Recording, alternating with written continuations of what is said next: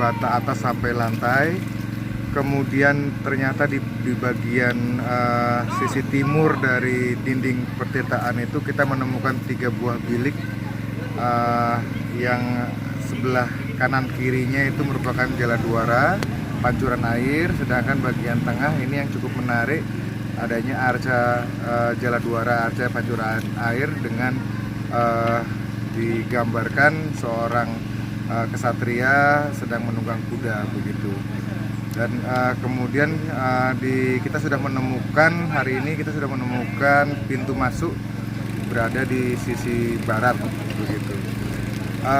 Pertirtaan ini menjadi sangat penting karena di lokasi ini kita juga menemukan ada 2 buah prasasti, yaitu prasasti Geneng 1 yang berasal dari Bameswara masa Kadiri abad ke-12, dan kemudian prasasti Geneng 2 yang dikeluarkan oleh Tribhuwana Tunggadewi pada masa Majapahit abad ke-14. Dari 2 prasasti itu kita tahu bahwa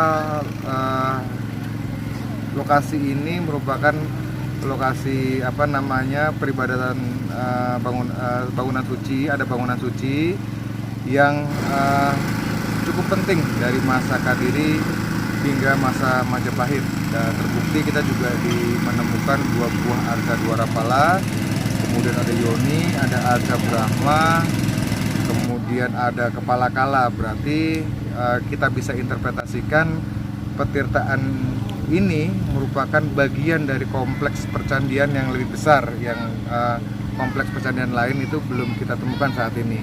Kita baru menemukan kompleks percandian dari abad ke-12 masa Kadiri, Bameswara, yang berlangsung hingga masa Majapahit dan mendapat tempat khusus bagi Majapahit, yang kemudian ternyata semua ini tenggelam oleh aktivitas Gunung Kelut.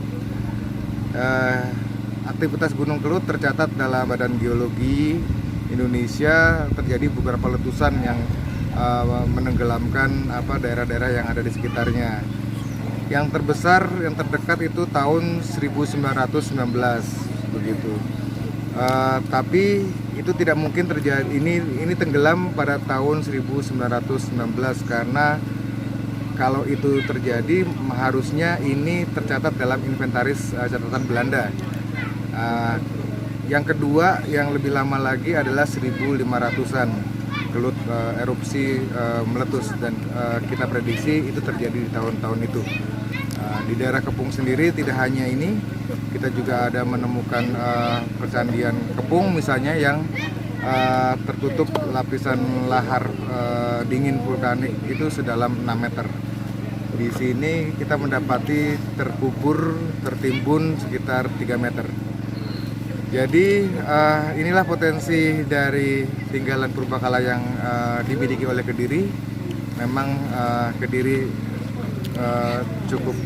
tanahnya cukup subur dan pada masa lalu menjadi pusat peradaban dari Jawa pada abad ke-12, dan memang dia dekat sekali dengan Kelut yang kemudian mengakibatkan tertimbunnya beberapa peradaban-peradaban pada masa abad 12 sampai 14 di Kediri. Awal mula rencana saya mau membuat kolam renang anak-anak kecil-kecilan untuk menambah kegiatan wisata Kali Tempur. Dan waktu penggalian saya menemukan bukaan batu bata yang waktu di atas itu batu-batanya rusak semua. Jadi kita ambil, setelah kita gali lebih dalam ternyata ada motif yang bagus dan terlihat motif ada bergambar. Selanjutnya saya laporkan ke kepala desa untuk ditindaklanjuti gitu. Luas tanah ini kurang lebih 700 meter persegi. Pemiliknya kebetulan saya. Untuk kedepannya seperti awal dari apa yang kita rencanakan, mau membuat tempat wisata agar tempat wisata kecil yang ada di samping ini lebih maju lagi gitu.